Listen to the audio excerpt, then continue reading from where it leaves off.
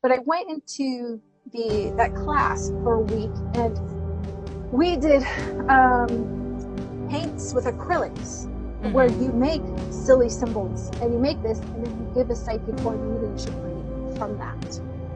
And it's not a face; it's just some abstract art Right. piece. And then at that point, you start dissecting whatever messages you're reading from that. Exactly. And a lot of the time, it's also this thing called parallelodomia, where you are actually looking at shapes through an abstract piece. So if you've ever, as a kid, went outside and looked at this clouds and started having shapes, you're doing that. You are doing a kind of spirit art. Oh my God, we played that game all the time, driving to our small town where we lived in, right? Exactly. The clouds and the shapes.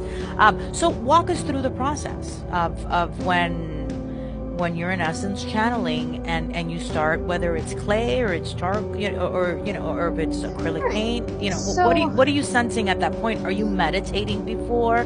Do you go into a certain state before? So you always do a little meditation beforehand, a little sitting in power with your archetypes, where you're just trying to tap into me, because he loves to talk. He is a very strong guy that I just met in February. So outspoken, he's trying to Do they all have names? They all have names, yes. Okay. But he's tapping me on the back of the head right now, because he's a very strong-willed spirit guide.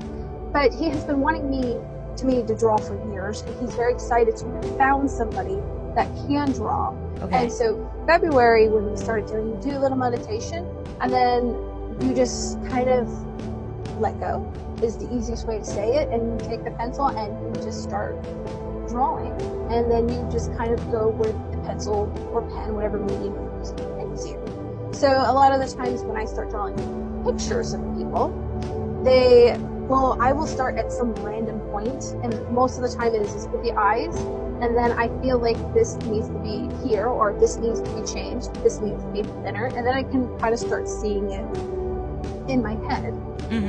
And then I've got to match it with the drawing.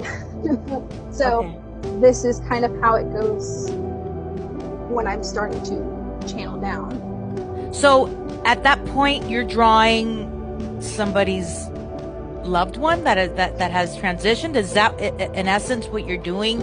And then that's what I'm doing. Yeah. Because as I'm drawing, they're also giving me information.